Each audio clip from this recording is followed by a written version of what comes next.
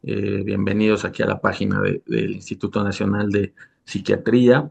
Gracias por estar conectados. Estamos celebrando otro 10 de cada mes, que es una campaña del Instituto Nacional de Psiquiatría a través de Mentalizarte. Y en esta ocasión vamos a hablar sobre la depresión, ¿no? Depresión más allá de la tristeza, se llama la plática del día de hoy. Y para ello, pues está invitada la doctora Danelia Mendieta, que es médica adscrita en la consulta externa del Instituto Nacional de Psiquiatría, experta en trastornos del ánimo, en trastornos de ansiedad, profesora de los cursos de posgrado aquí, de tanto de la maestría como el doctorado en ciencias médicas, e investigadora también clínica de aquí del Instituto Nacional de Psiquiatría.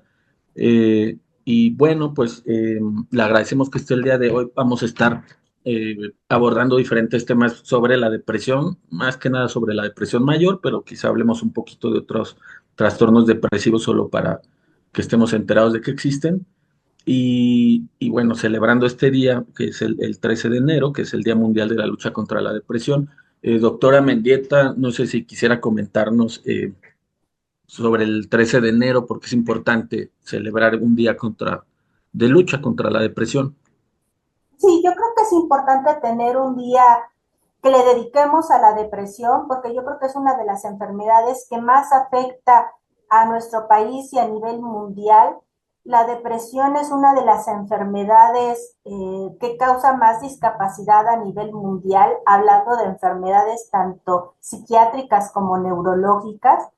Entonces yo creo que es una enfermedad que le tenemos que poner mucha atención, mantenerla en nuestras expectativas, en nuestro radar, precisamente para poderle brindar ayuda a los pacientes que lo requieren, darle ayuda oportuna y tratamiento oportuno.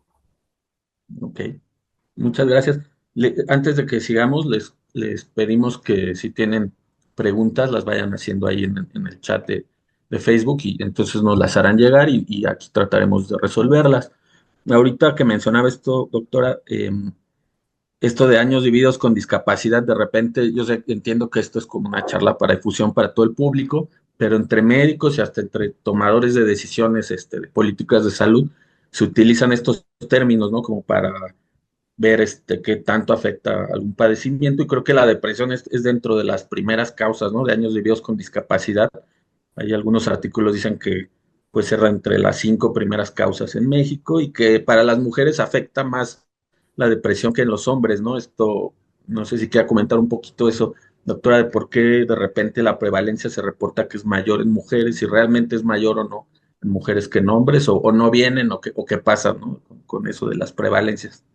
Sí, la depresión es más frecuente en mujeres que en hombres. Generalmente, tanto en nuestro país como a nivel mundial, la prevalencia de la depresión es más frecuente en mujeres que en hombres. Hay mucha discusión sobre si es porque las mujeres van más a atención o es que los hombres pues no acuden a atenderse. Pero la realidad es que sí, la prevalencia es muy alta en mujeres, les digo, una proporción de 2 a 1, pero también es cierto que a veces los hombres no acuden a atención, ¿no? Se resisten mucho a exteriorizar sus síntomas, a pedir ayuda. Entonces, por un lado puede ser una parte cultural y por otro lado también es cierto que las mujeres tienen muchos factores predisponentes para desarrollar depresión, ¿no? Las mujeres también tienen factores biológicos, hormonales, hay etapas de su vida que las hacen más predisponentes a sufrir depresión. Sabemos que las mujeres a partir de que empiezan a menstruar, son más aumenta la prevalencia entre hombres y mujeres, siendo más frecuente en las mujeres después de que menstruan. También es más frecuente la depresión después del parto y el posparto. También sabemos que en la menopausia también es más frecuente la depresión. Entonces esa parte hormonal pues es cierta. También sabemos que hay factores psicosociales, ¿no? También situaciones como pues menores oportunidades de educación, mayor índices de violencia contra la mujer, mayores falta de acceso a educación, a salud, ¿no? Entonces todo eso pues contribuye a que las mujeres pues sean más propensas a tener depresión.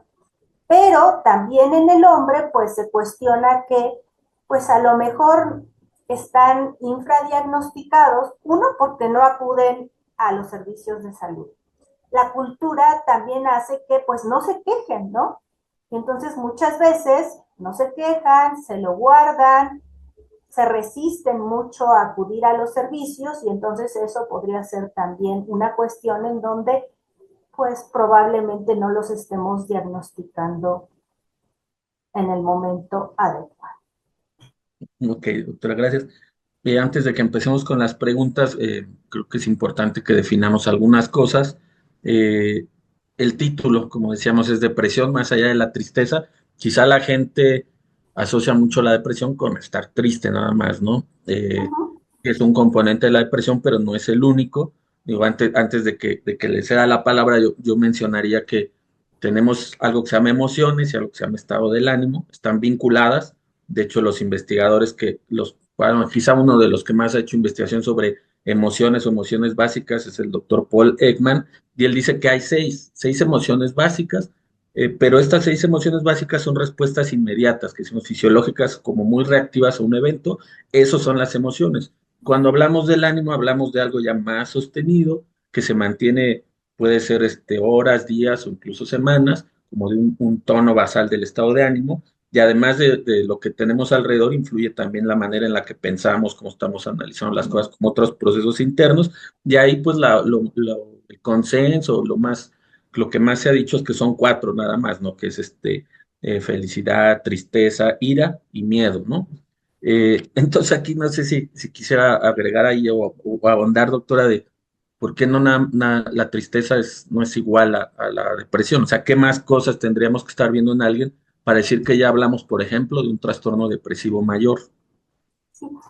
Este psicólogo Paul Ekman, él dice que pues la tristeza debe ser entendida como una de estas 7 emociones básicas del ser Básicas. humano.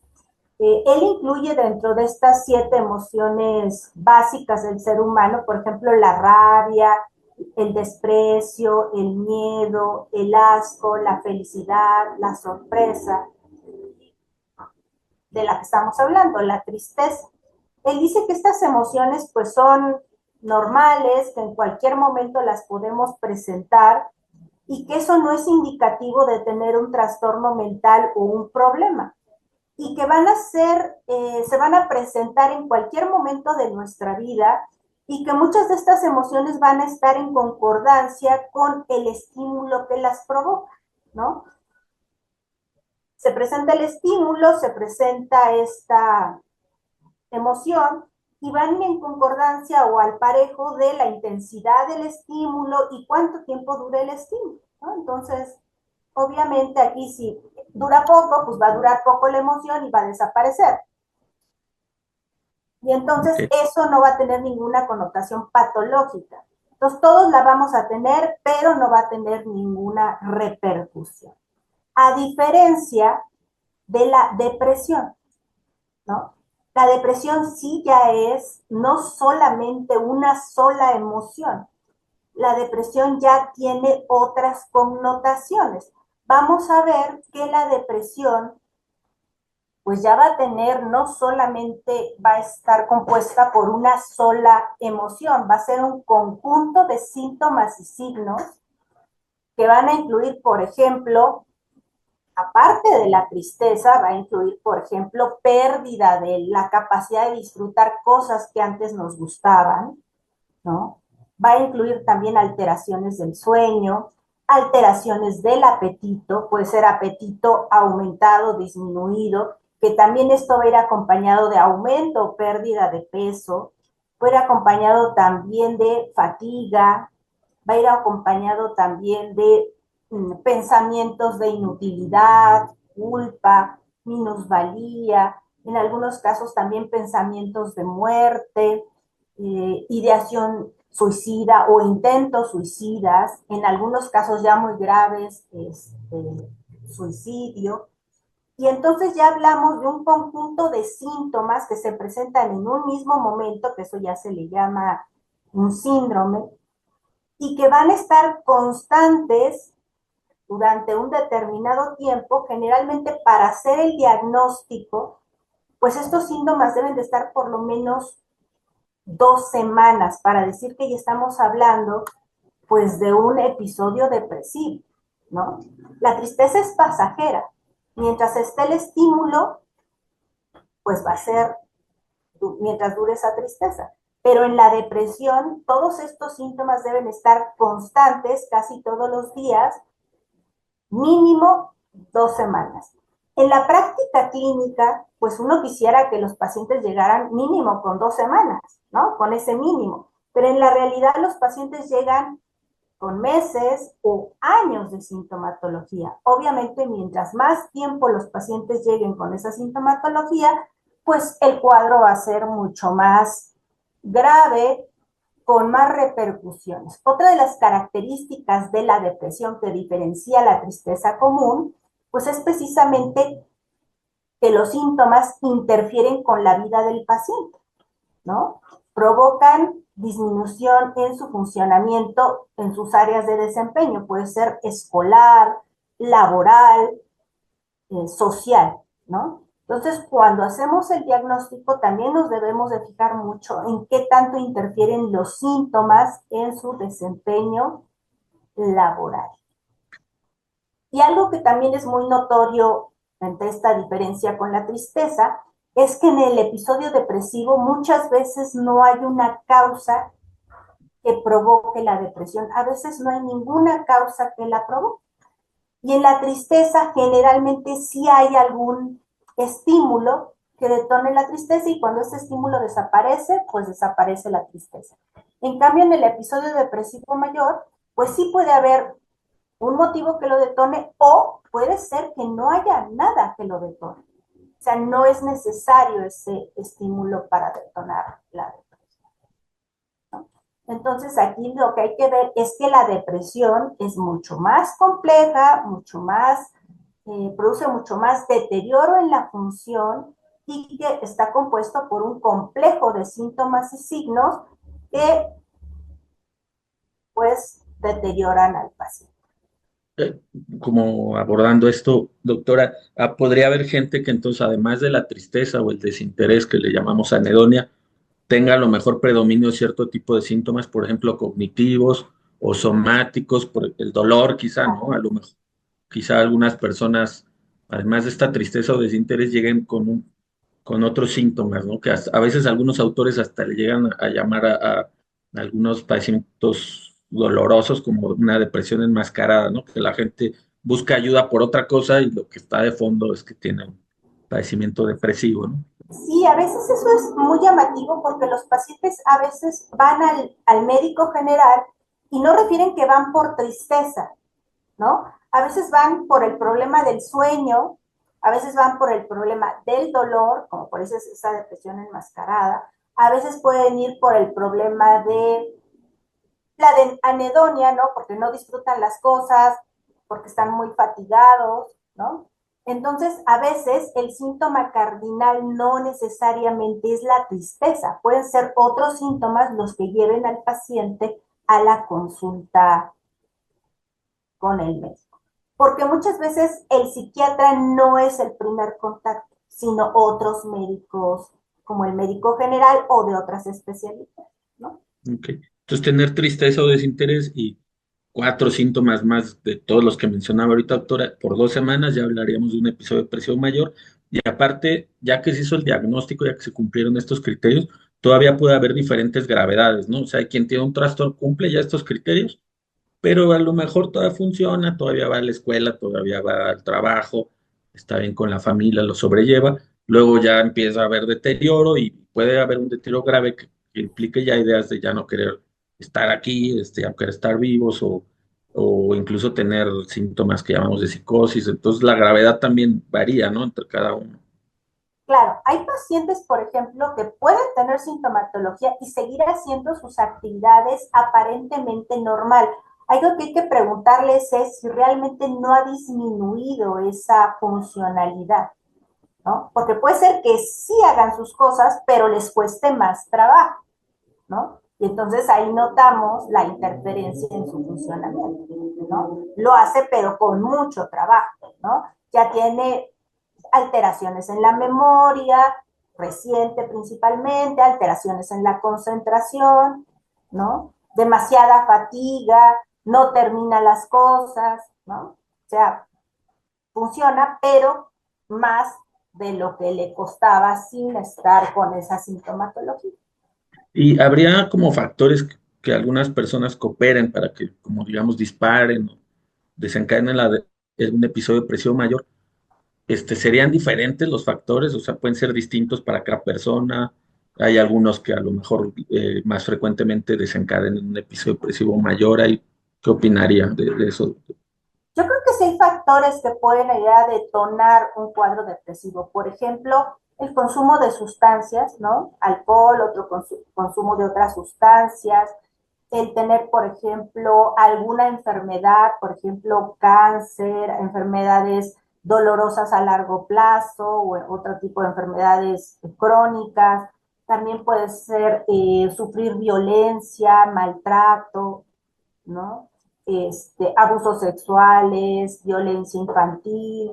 Entonces, todo ese tipo de situaciones estresantes y sobre todo estresantes a largo plazo, pues también pueden ser situaciones que pueden contribuir para presentar un cuadro depresivo, ¿no? Y muchas veces nos preguntan, ¿no? Las personas que atendemos, que cuando el duelo ya deja de ser normal, ¿no? Si falleció alguna persona cercana, ¿usted qué diría de cuándo ya habría que pensar que ya no estamos en un duelo, pues, normal, por usar un término? Sí. Eh, Obviamente cuando uno está en un duelo, cuando uno pierde un familiar, bueno, hasta una mascota puede ser también un duelo, pues primero es que, por ejemplo, los sentimientos de culpa pueden ser muy generalizados, o sea, pueden ser muy generalizados no solamente a la pérdida del familiar, sino a muchas otras cosas, ya cuando se trata de una depresión, y muy persistentes, ¿no? Esa sería primero una característica. La otra es que en el duelo suele no haber ideación suicida, ¿no? Si nosotros en una persona que está en duelo encontramos ideación suicida, ya tendríamos que pensar más bien en depresión. También en un duelo generalmente no encontramos deterioro funcional y tampoco este deterioro no es prolongado, ¿no? Generalmente el que esté en duelo sigue haciendo su vida, hace sus cosas, ¿no? Como que se mantiene dentro de su vida cotidiana.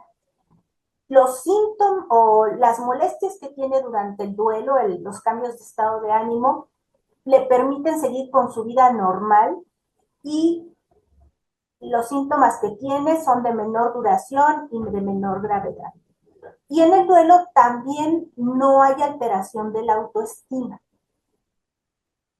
Cuando, lo que sí puede haber duelos complicados con depresión. O sea, personas que tengan duelos y que pueden estar cursando con un duelo complicado con depresión.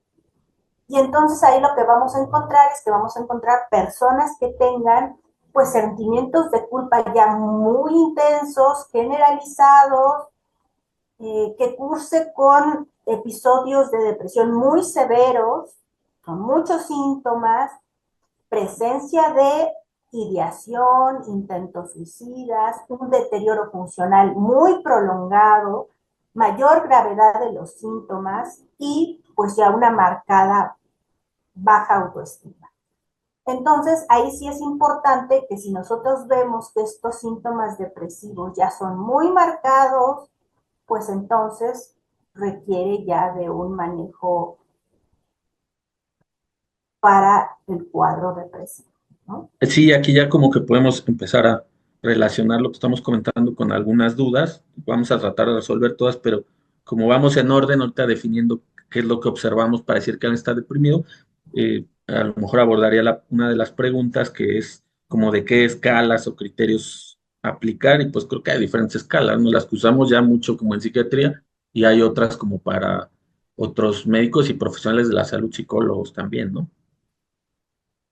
Sí, yo creo que hay muchísimas escalas para, pues, ayudarnos a identificar tanto la depresión como, pues, otros diagnósticos psiquiátricos, pero recordemos que eh, quien hace el diagnóstico de depresión es o el psiquiatra, y bueno, a veces hay lugares donde no hay psiquiatra, puede ser un médico general. El diagnóstico es completamente clínico. Las escalas son una herramienta, ¿no? Entonces, el diagnóstico es clínico, ¿por qué? Porque nosotros tenemos que hacer pues toda esta semiología de la sintomatología. Además, tenemos que hacer una historia clínica completa. Nosotros tenemos que hacer un buen interrogatorio del paciente porque tenemos que descartar que no haya alguna otra enfermedad que los síntomas se parezcan a otra enfermedad, ¿no? Descartar, por ejemplo, que los síntomas no se deban a, pues, un hipotiroidismo, que no sean debido a una anemia o que no se deban a alguna otra enfermedad, y descartarla y que realmente estemos seguros que sea depresión. Si nosotros creemos que estos síntomas pudieran deberse a otra enfermedad médica con síntomas parecidos a la depresión, tenemos que hacer una exploración física completa en base al interrogatorio, la exploración física completa. Entonces nos vamos a los estudios de laboratorio, ¿no? Y en Ok. base a eso ya concluimos nuestro diagnóstico, ¿no? Ya juntamos nuestra exploración, los estudios de laboratorio y ya concluimos que es una depresión. No es solamente palomear los criterios de diagnóstico, ¿no? Sino hacer una evaluación completa para ahora sí descartar que sea una depresión, Ok. ¿no? Antes de pasar a cuestiones de tratamiento, también por aquí hay varias dudas de si hay factores hereditarios y como de las cuestiones como biológicas de qué está pasando en el cerebro cuando alguien está deprimido. No sé si quiera comentar esos dos puntos, doctora, de la parte hereditaria y la parte como de que se altera, ¿no?, en el cerebro. Sí, yo creo algo que es muy importante que tenemos que mencionar es que la depresión es una enfermedad, primero que nada, una enfermedad mental, un trastorno psiquiátrico mental. Y entonces es una de las enfermedades multifactorial compleja. ¿Qué quiere decir esto? Que tenemos varios factores que van a influir para que la depresión se presente. ¿Qué factores influyen para que la depresión se manifieste? Vamos a tener factores biológicos, factores psicológicos y factores sociales. Nosotros no podemos decir que alguien va a tener una depresión nada más porque tiene factores sociales, ¿no? Nada más porque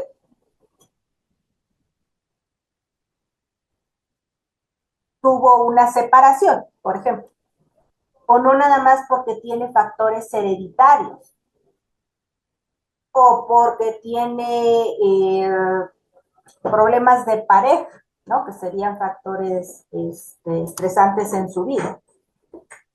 Esto de ser multifactorial compleja quiere decir que la interacción de estos factores es difícil.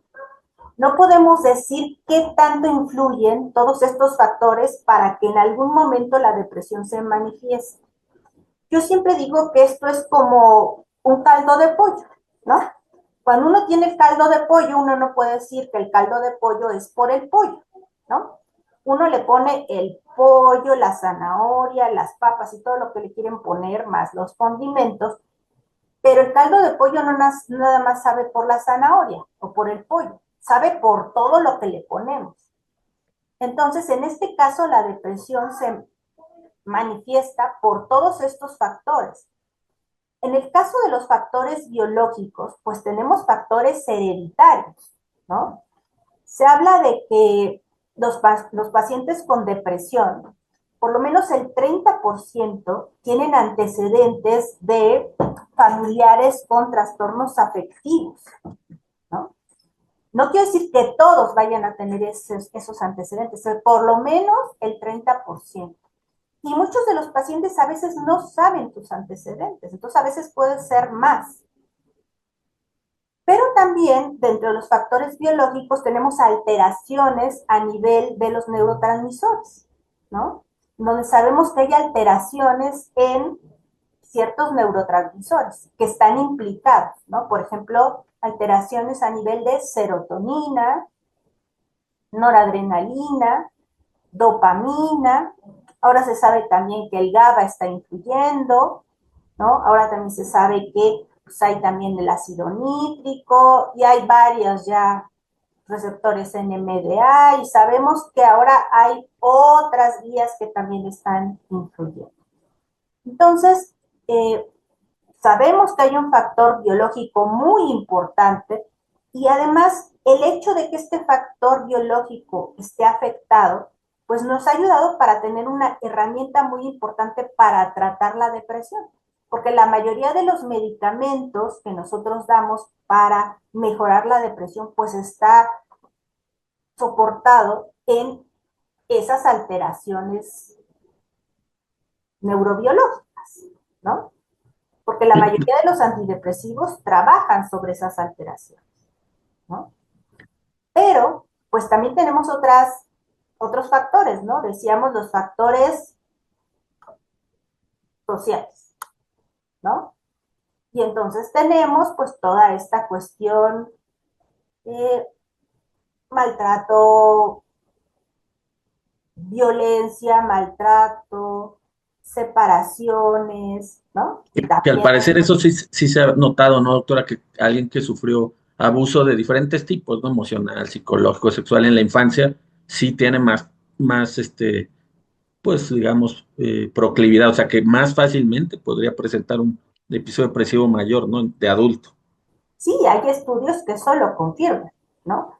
Y también tenemos la parte psicológica, ¿no? En donde también hay personas que ciertos rasgos de personalidad son más predispuestos a tener también depresión. Por ejemplo, aquellas personas que tienen, por ejemplo, altos niveles de neuroticismo, algunos trastornos de personalidad como el límite, el narcisista, ¿no? Entonces, pues también es como les digo, el caldo de cultivo, ¿no? El caldo de pollo, ¿no? No de cultivo, de pollo.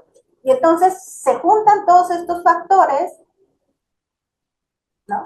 Algunos más, otros menos, ¿no? Y nos da la depresión. No le podemos responsabilidad a un solo factor. Cuando nosotros estamos ante el paciente, pues tratamos de darle un tratamiento que sea multidisciplinar, ¿no? Darle un tratamiento sí farmacológico, también darle un tratamiento psicoterapéutico y también darle medidas, ¿no?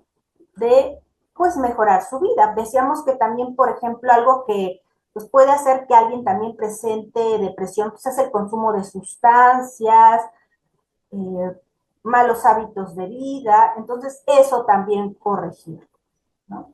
Ahorita que comentaba, doctora, de lo de los neurotransmisores, y bueno, vamos a hablar rápido ahorita de los fármacos.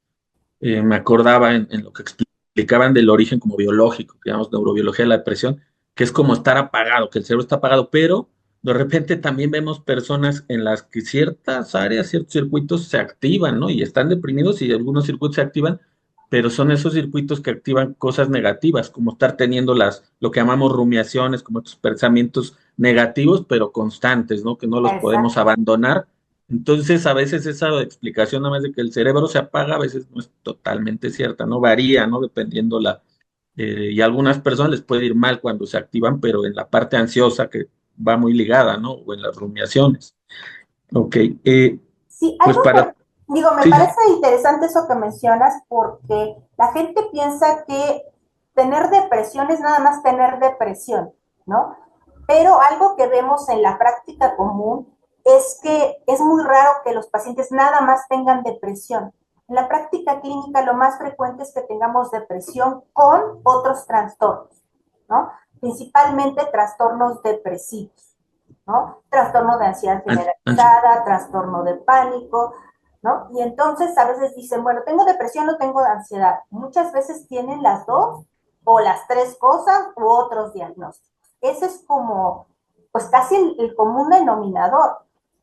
Entonces, pues sí es posible tener varios diagnósticos y pues se pueden tratar juntos y tener una mejoría a la hora de acudir a su tratamiento psiquiátrico. Aquí preguntan también si los adolescentes tienen más riesgo de deprimirse. Yo creo que ahí a lo mejor sería importante hablar que a veces no es igual la depresión dependiendo las edades, ¿no? En los grupos niños, adolescentes o adultos mayores, ¿no? Sí, claro. Sí hay diferencias entre la sintomatología entre niños, adolescentes y personas adultas. Generalmente en los niños, en los adolescentes, en los adultos, pues nosotros podemos ver la tristeza, ¿no? Eso es como algo muy característico, la pérdida de ganas de hacer las cosas, pero en los niños, en los adolescentes es la irritabilidad, ¿no? Y en los niños, por ejemplo, lo que se nota es también cambios en su conducta, ¿no? Entonces eso es algo importante. Si un niño se está portando mal, si un niño está berrinchudo, ellos no van a decir me siento triste.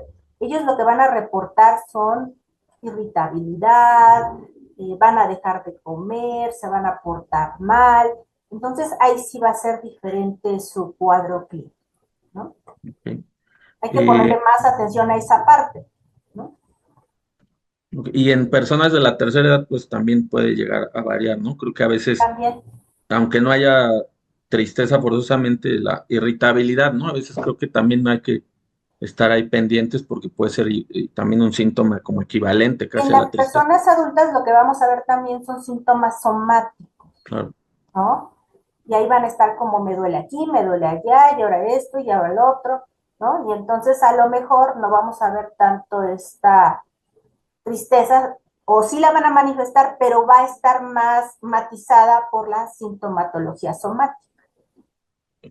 Antes de pasar ya a cuestiones como más de la gravedad y el tipo de intervenciones, doctora, no sé si quiera también mencionarnos, no veo que lo pregunten como tal, pero vemos muchas veces que hay personas, incluso personal de salud, que manda muchos estudios de imagen cerebral, luego cuando alguien llega y con síntomas depresivos, entonces, ¿qué tanta utilidad tendría los estudios de imagen cerebral o el electroencefalograma o estudios de laboratorio para el diagnóstico?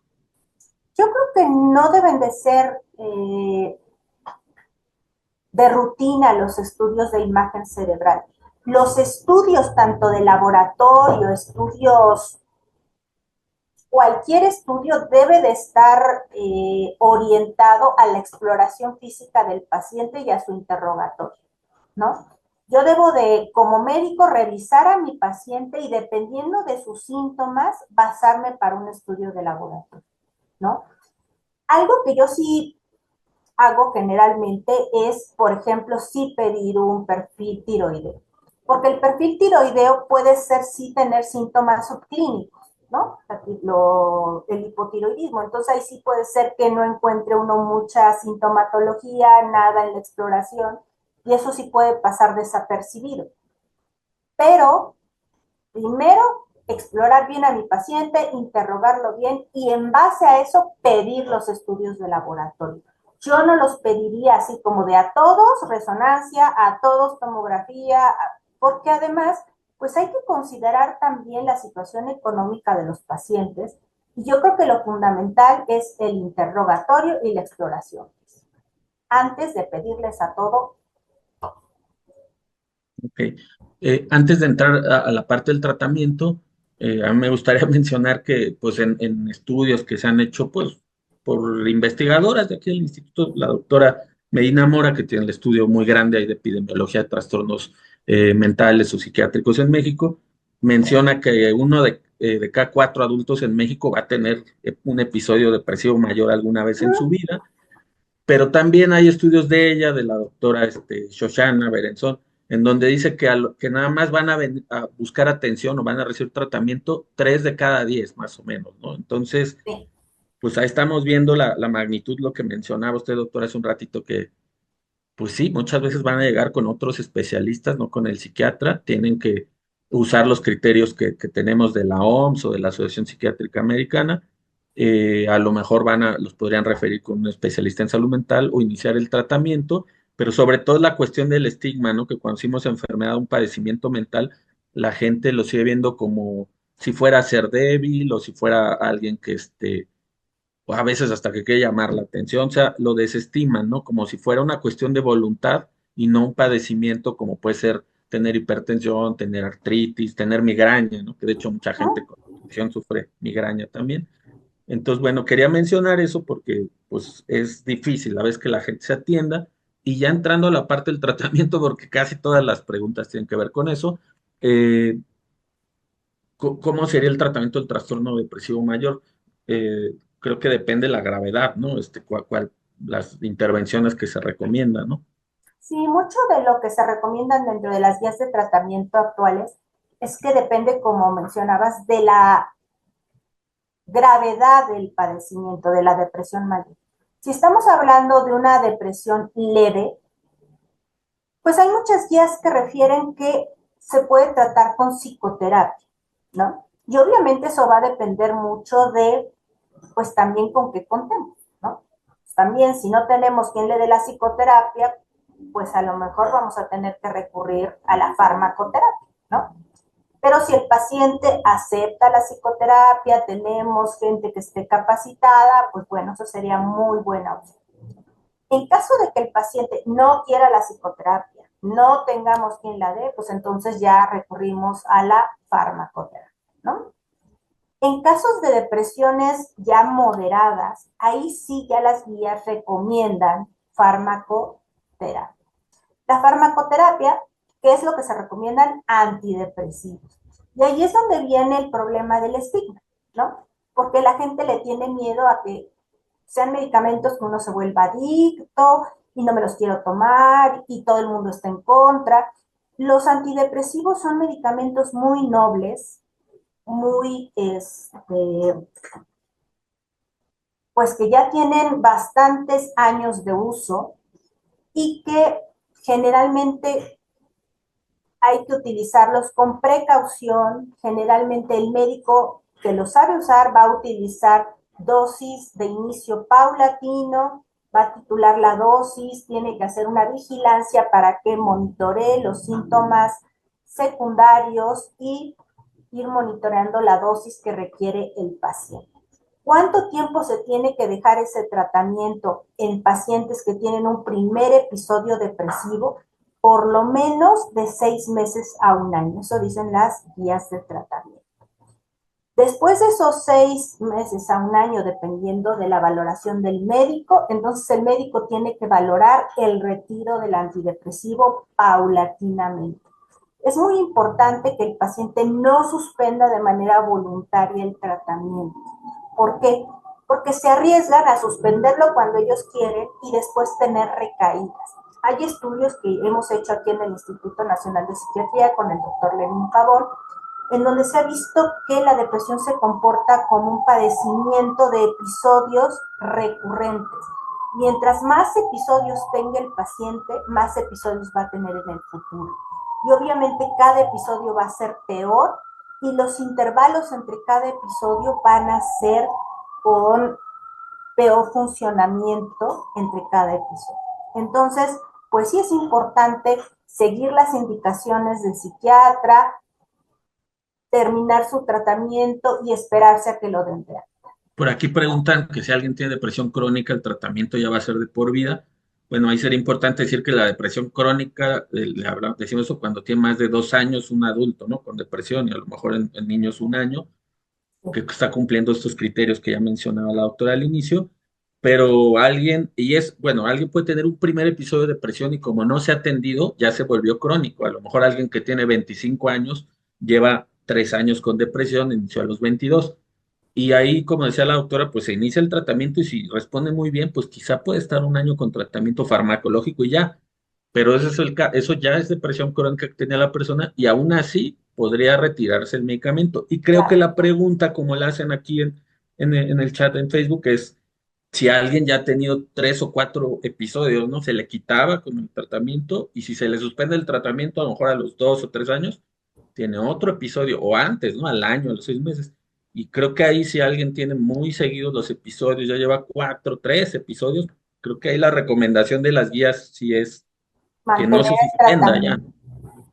Sí, Sí, y por el sobre todo yo creo que ahí hay que evaluar cada caso. Cada caso es diferente y siempre lo que hay que valorar es el beneficio del paciente y su funcionamiento, ¿no? Porque muchas veces uno puede tener un buen funcionamiento con dosis pequeñas de antidepresivo, ¿no? Porque también lo que hay que vigilar es mantener una dosis de antidepresivo con pues bajos efectos secundarios, ¿no?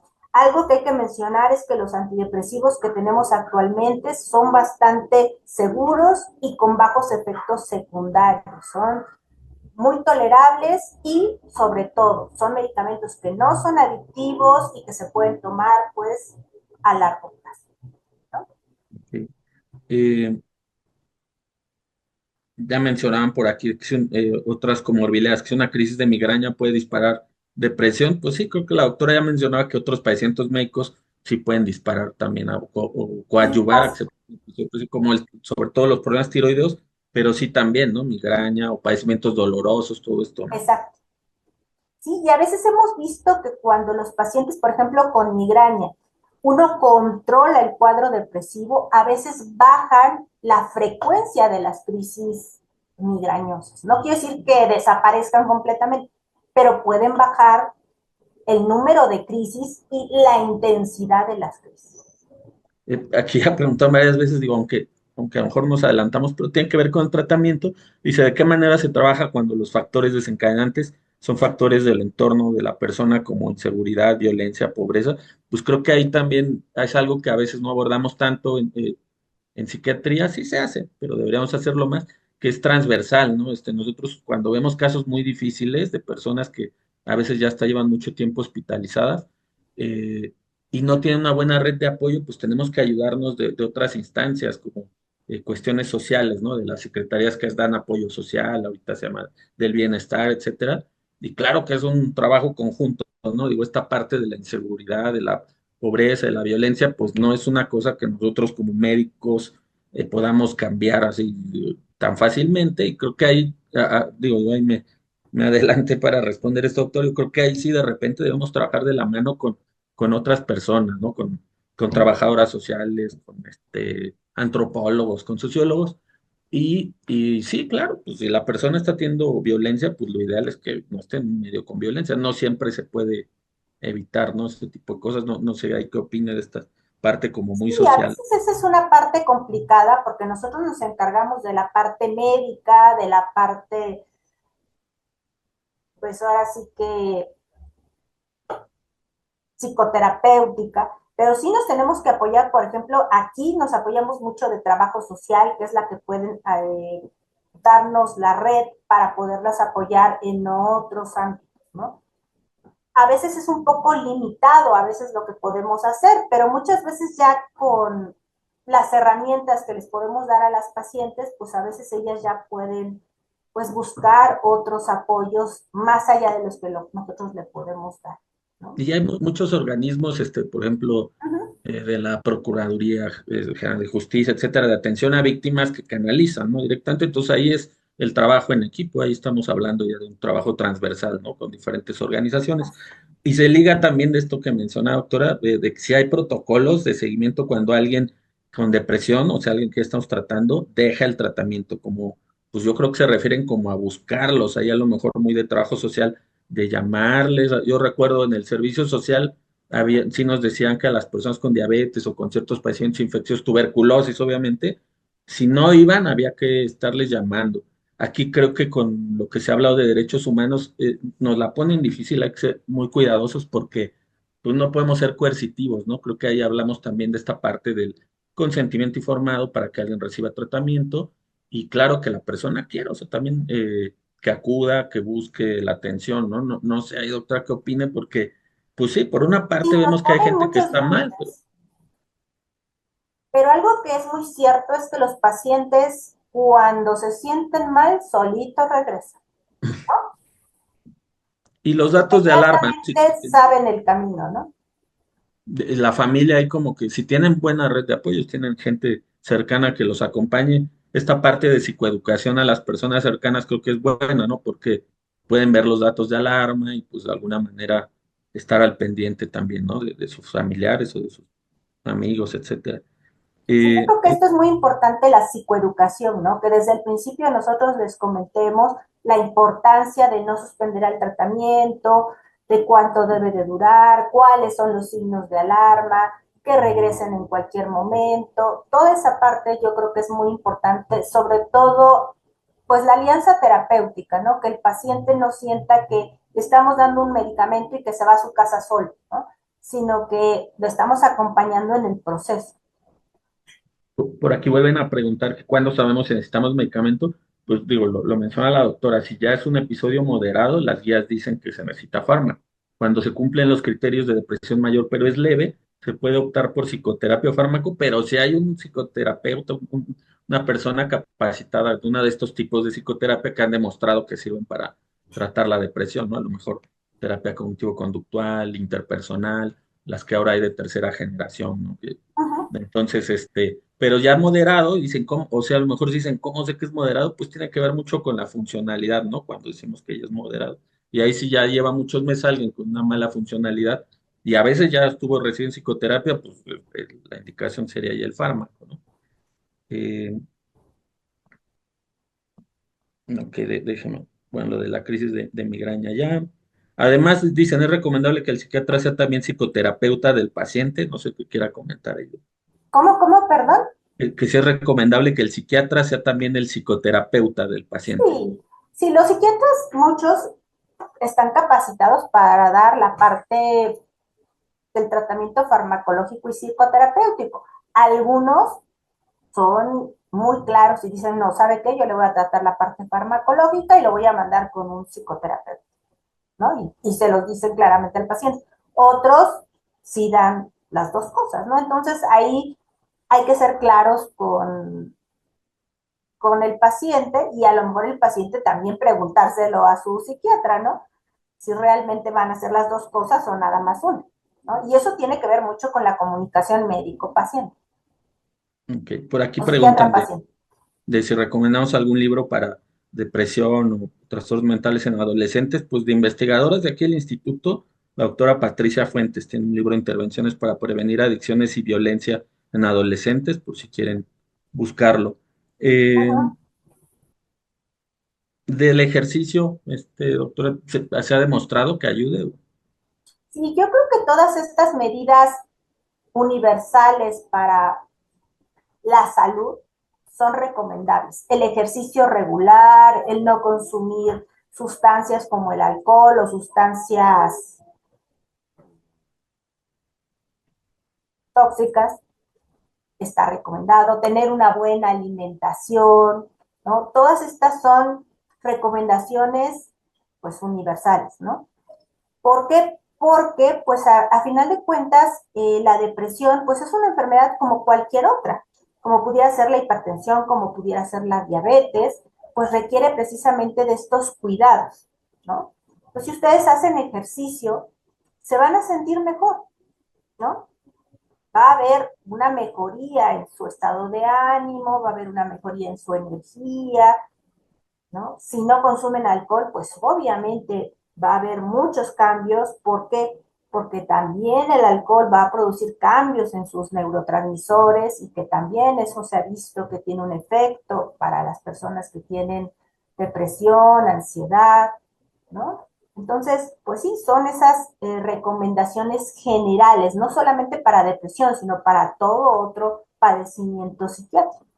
Por aquí nos preguntan si hay algún programa que como para buscar a las personas que pudieran tener depresión y no tienen accesos a los servicios de salud, este, pues se debería dar el tamizaje, ¿no? A lo mejor ahí sí la búsqueda de los casos en el primer nivel. Digo, ahí sabemos que no alcanzamos todos los psiquiatras, no podríamos ver a toda la gente con depresión en el país, pero sí se ha capacitado, ¿no? Mucha gente para que lo pueda detectar en el primer contacto Yo creo que, digo, ahí ya me adelanté a contestar doctor, pero yo creo que sí debe haber sensibilización. Allá hay, obviamente, tendría que haber más profesionales de la salud mental en los centros de primer nivel, ¿no? No todos los centros de salud tienen atención en salud mental también, ¿no? Entonces eso es importante. Preguntaban, ahorita yo mencionaba lo de las terapias también, tercera generación de psicoterapia para los terapeutas, y que cuáles son, pues sí está la terapia de aceptación y compromiso, la terapia dialéctico-conductual, la terapia analítico-funcional, la mindfulness lo han llegado a incluir también, bueno, pues una variantes que tienen, ¿no? Que también tienen que ver con la terapia La terapia cognitivo interpersonal. conductual. Entonces, bueno, ahí está. Preguntan también el tratamiento cuando no está habiendo respuesta farmacológica, pues hay también criterios con los que definimos que hay depresión resistente.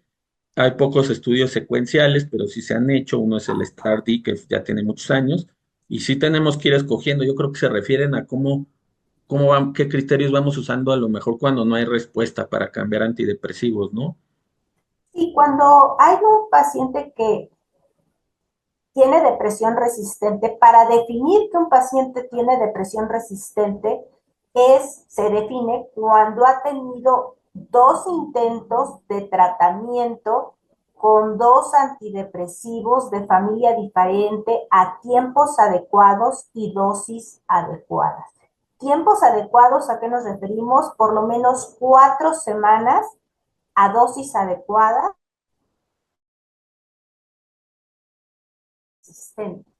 Y a veces, cuando nosotros evaluamos estos pacientes que creemos que son resistentes, pues muchas veces nos damos cuenta que no son resistentes, sino que son pseudo resistentes, porque la mayoría de las veces ni están tomando la dosis adecuada ni han llegado a los tiempos suficientes.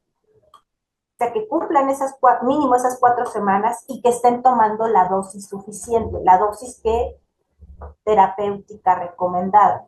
Entonces, sí es importante evaluarlos bien, porque a veces se quedan como a medias. Entonces, siempre hay que evaluar bien esos pacientes, y cuando uno ya tiene ahora sí que estos intentos fallidos, ¿qué es el paso que sigue? Pues bueno, utilizar otro antidepresivo que sea de una familia diferente a los 2 que se utilizaron, ¿no? Y ya Y después hay otros algoritmos para poder tener otras opciones de tratamiento, sí, incluso ahorita también preguntaban siguiendo sobre las guías. distimia y aparte depresión mayor, ¿no? Que es lo que le decían depresión doble. Y pues sí, a lo mejor si estamos viendo que alguien tiene mucho tiempo con un episodio depresivo o tiene lo que llaman depresión doble, tenía distimia y le dio después un episodio depresivo mayor, pues también a lo mejor se le podría dar de inicio antidepresivos que consideramos más potentes, ¿no? Y como mencionaba usted, otra, pues hay guías, ¿no? A veces ahí no nada más se dan antidepresivos, sino medicamentos coadyuvantes que original o inicialmente no se pensaría en usar con cualquier caso, pero que se sabe que si alguien está teniendo resistencia o mala respuesta, se pueden usar, ¿no? Hormona tiroidea, litio o combinación a lo mejor de antidepresivos duales o con medicamentos que actúan en otras vías que no sean nada más la serotonina.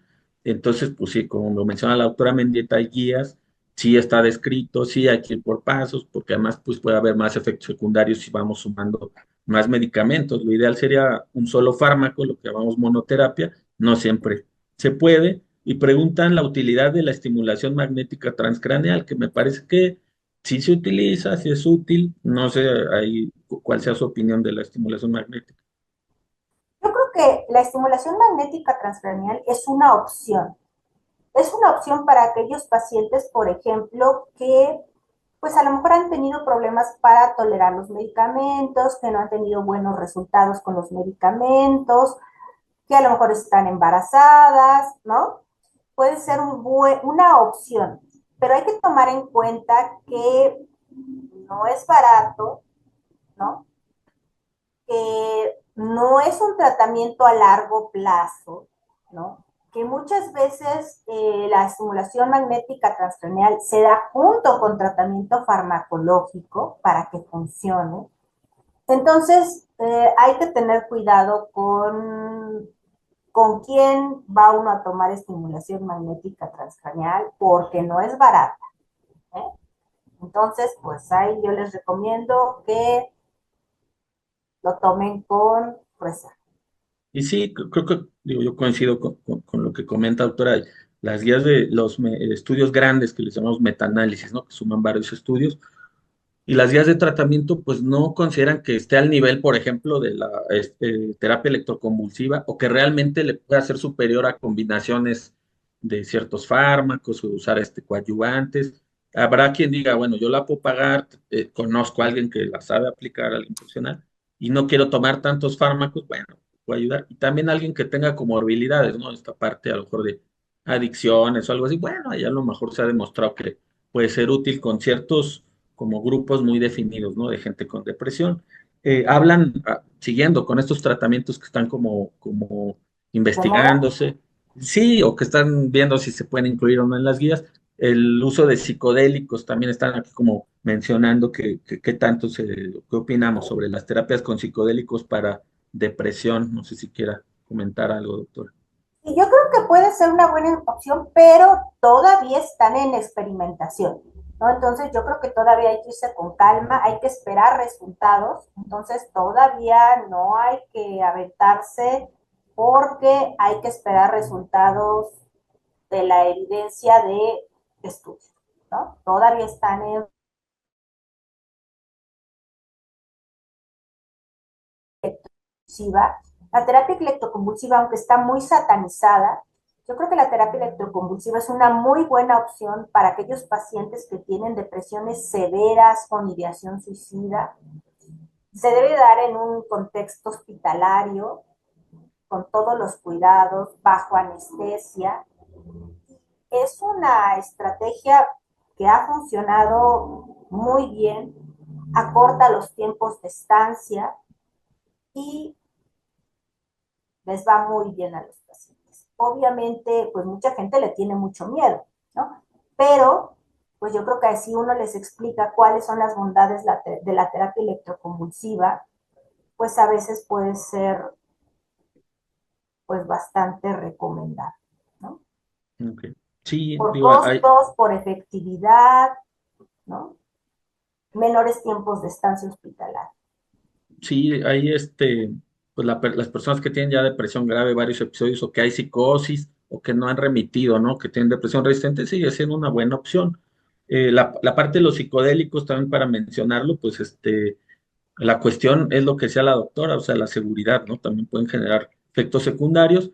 Ya estamos casi por cerrar, digo, ya sé que hay muchas, puede haber muchas cosas sobre el tratamiento, pues nunca alcanza, ¿no? Con una hora, pero sí les mencionaría, no sé a usted, doctora, a mí me han llegado muchas personas a la consulta que han usado psicodélicos de una manera, o sea, es lo que decía, o sea, apenas están viendo qué dosis, los tiempos en algunos casos, y a mí me han llegado muchos pacientes que han usado diferentes tipos de hongos, ayahuasca, etcétera, y llegan mal, llegan con paranoia, llegan con psicosis o llegan con una ideación suicida ya importante, con rumiaciones, ¿no? Les activa ciertos circuitos cerebrales.